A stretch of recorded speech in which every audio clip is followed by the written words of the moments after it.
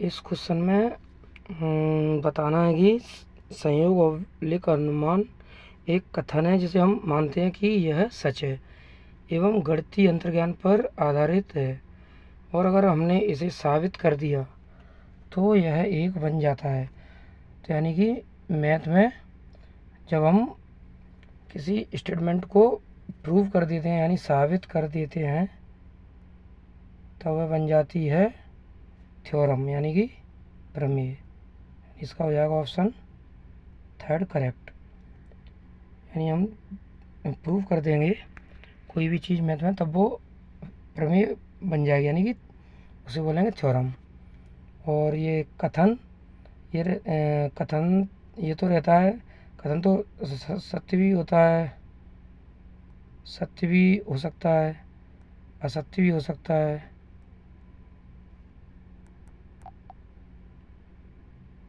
ये तो सत्य असत्य सभी तरह के रहते हैं स्टेटमेंट। ट्रू भी हो सकता है, सत्य यानी कि ट्रू भी हो सकता है, फॉल्स भी हो सकता है, डाउटफुल भी रह सकता है ये कथन स्टेटमेंट। और जब हम किसी भी स्टेटमेंट को प्रूव कर देंगे तो वह बन जाएगी प्रमेय यानी कि थ्योरम। और ये एक्जियम और पोस्टुलेट ये इक्वलिटी की ज्योमेट्री से है। एक्जियम जैसे कि स्वयं सिद्ध या सिद्धांत, ऐसे बोलते हैं अभिग्रहित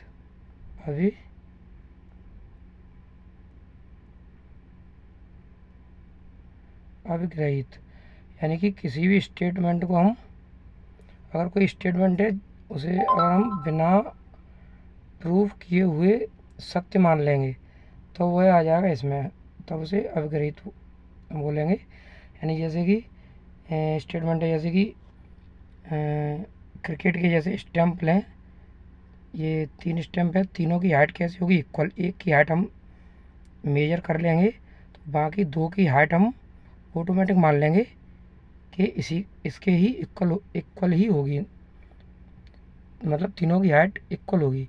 एक की हाइट देख लेंगे और दोनों की हम सत्य मान लेंगे। तो यानी कि ऐसा कथन इसमें आ जाएगा अभिग्रहित यानी कि एक्जियम में।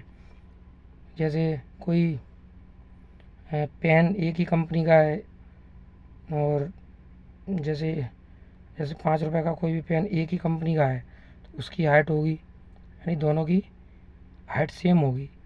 यानी दूसरे वाले को हम बिना प्रूफ किए हुए ही बता देंगे कि ये इसके इक्वल ही होगी इसकी भी हाइट। यानी किसी भी कथन को यानी स्टेटमेंट को जब प्रूव करके यानी साबित कर दिया जाता है, यानी कि कोई भी स्टेटमेंट जब प्रूव कर दिया जाता है तब तो बन जाती है वो प्रमेय यानी कि थ्योरम। और प्रूव किए बिना ही हम उसे सत्य मान लेते हैं तो वह आ जाता है इसमें अभिग्रहित में, यानी कि स्वयं सिद्ध या एक्जियम। जैसे अगर ए इक्वल है बी के और बी इक्वल है सी के तो ए बी के इक्वल है, बी सी के इक्वल है, यानी बी ए के भी इक्वल है और बी सी के भी इक्वल है। मतलब अब हमें इसे प्रूव करने की ज़रूरत नहीं है, वैसे ही बता देंगे कि जब बी ए के इक्वल है बी सी के इक्वल है मतलब ए और सी भी आपस में इक्वल होंगे। यानी कि इन्हें प्रूव करने की आवश्यकता नहीं रहती है, इन्हें वैसे ही सत्य मान लेते हैं। तो किसी भी स्टेटमेंट को जब सत्य मान लेंगे तब वो आ जाएगा इसमें, और उसे प्रूव कर देंगे तब वो बन जाएगी प्रमेय यानी कि थ्योरम। और वैसे तो स्टेटमेंट ये ट्रू फॉल्स और ये डाउटफुल भी रहते हैं। तो इसमें साबित कर दिया है यानी कि प्रूव कर दिया है तो प्रूव कर देंगे तब वो बन जाएगी प्रमेय। यानी इसका हो जाएगा ऑप्शन थर्ड करेक्ट हो जाएगा। इसमें कौन सा परिणाम के रूप में एक पूर्ण संख्या देगा, यानी कि which of the following will give a whole number result. तो होल नंबर 4 ऑप्शन में से कौन कौन से ऑप्शन से हमें होल नंबर मिल जाएगा। होल नंबर स्टार्ट होते हैं 0 से, 0, 1, 2, 3, कहाँ तक इन्फाइनाइट तक चलते हैं। तो यहाँ से फर्स्ट ऑप्शन से 6 - 2 यानी कि ये मिलेगा हमें 4, यानी कि होल नंबर है। सेकंड ऑप्शन 6/5 फ्रैक्शन में है यानी कि होल नंबर नहीं आएगा इससे, सेकंड वाले ऑप्शन से।